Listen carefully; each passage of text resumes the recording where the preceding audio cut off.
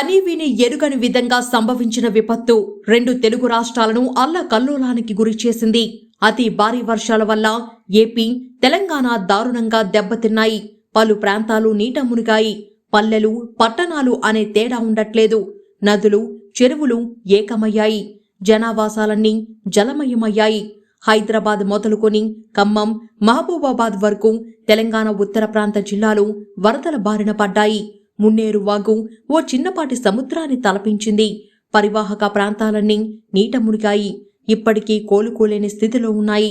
భారీ వర్షాల వల్ల మహబూబాబాద్ జిల్లా ఘోరంగా దెబ్బతిన్నది.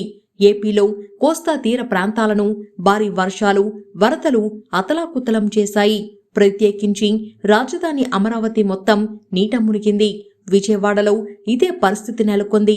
కృష్ణా, ఎన్టీఆర్, గుంటూరు, బాపట్ల, ప్రకాశం జిల్లాల్లో వరద ఉధృతి నెలకొంది.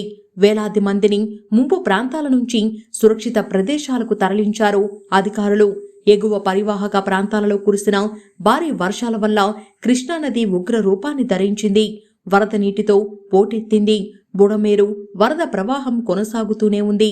విజయవాడ, అమరావతి ప్రాంతాలు ఇంకా నీటిలోనే నానుతున్నాయి. సింగనగర్, చిట్టినగర్, సితారా, రాజరాజేశ్వరిపేట, యనమల కుదురు, జక్కంపూడి వంటి ప్రాంతాల వాసులు వరద నీటిలో కాలం వెళ్లదీస్తున్నారు. ఈ పరిస్థితులను దృష్టిలో ఉంచుకొని రెండు తెలుగు రాష్ట్రాల ముఖ్యమంత్రి సహాయ నిధికి పెద్ద ఎత్తున విరాళాలు అందుతున్నాయి.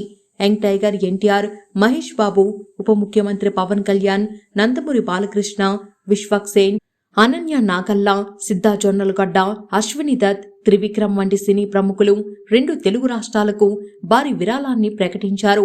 తాజాగా హెరిటేజ్ ఫుడ్స్ మేనేజింగ్ డైరెక్టర్, ముఖ్యమంత్రి చంద్రబాబు నాయుడు సతీమణి నారా భువనేశ్వరి భారీ విరాళాన్ని ప్రకటించారు.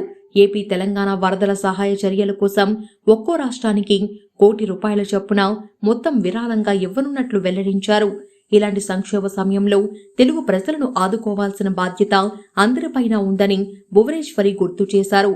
వరదల వల్ల ఎన్నో కుటుంబాలు తీవ్రంగా ప్రభావితమయ్యాయని, ప్రతి ఒక్కరికి హెరిటేజ్ ఫుడ్స్ అండగా ఉంటుందని అన్నారు. రెండు రాష్ట్రాలు సత్వరమే కోలుకోవాలని ఆకాంక్షించారు.